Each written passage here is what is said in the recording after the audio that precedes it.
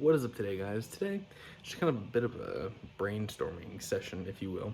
As some of you may remember, I did my T3 teaser kind of thing a few months ago, where I had all my T1s lined up, my T2 in there. They were all doing their cool poses and everything. You pan out and you see my big T3 dragon at the very end, like you see a silhouette kind of thing. Well, I made a T4, and I'm doing a similar thing, except now instead of like all my T1s and they're all fighting, now it's just one T1, it's the purple one, a T2, my T-Rex, the T3, my dragon, and then at the very end you see like the silhouette of the T4. It's a much more simple kind of teaser animation, not as complex, but I still think it's pretty cool because you can see the scale of this new one. Literally, it's got scales, but you don't get to exactly see that in this video. But yeah, so that's rendering right now. It'd be cool. 490 frames, so not the 2000 that the first one, the T3 teaser was, but this one is still cool as well. But now I'm thinking, because I want to do like a small little encounter, start of a fight kind of thing for each of my T1s. So like my yellow one had the dragon, cool. So now I'm trying to think of like monsters or giant animals or something. Like clearly anything's on the table. I have a dragon, but I'm trying to think of something for each of my characters and kind of try to base it on what they are. Like my yellow guy, he's a warrior. He had a shield and a spear, so obviously he's gonna go after the dragon, right? Here, trying to play around with this. My purple guy, I've got it taken care of. He's stretchy. This one isn't exactly stretchy, but it's long, so I guess that counts. I'm gonna make it work because I got a cool idea. I think it'd be like a fun little animation. Again, it's not like a fight, but it's setting something up, which I hope to use all of these clips in a later project. Anywho, this. Now, I've got a few ideas that I'm kind of bubbling around with in my head. Is that even a phrase, bubbling around with? So let me go and show you. So I'm working on like this idea, some like a kind of a robot kind of thing for my orange guy, since he has knives. He's like the master of knife wielding kind of thing. So I figured a cool robot with some blades would be kind of interesting. Just fiddling around with the idea, maybe like some spinning blades on him all over.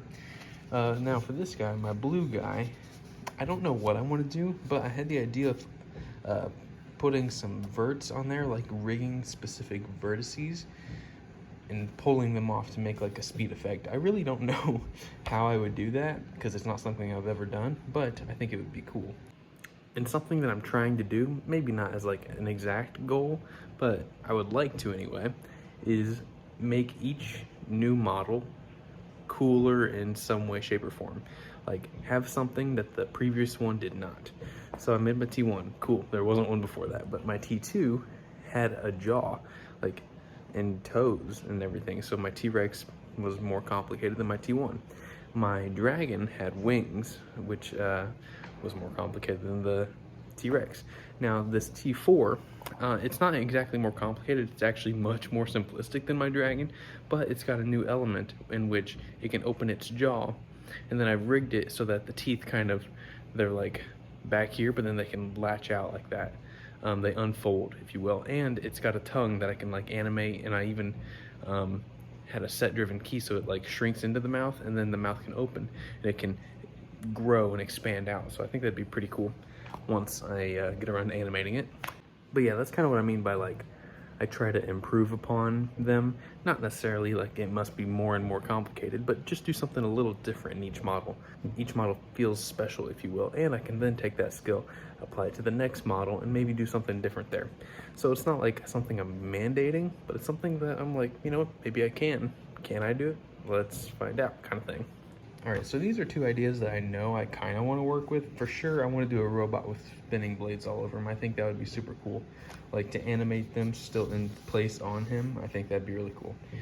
And then the pulling the vertices thing, that's just something I'm gonna have to play around with to see if I can, because I feel like it would add like a really cool visual to make it look like this monster character thing is going really fast. So we'll see if we can do that.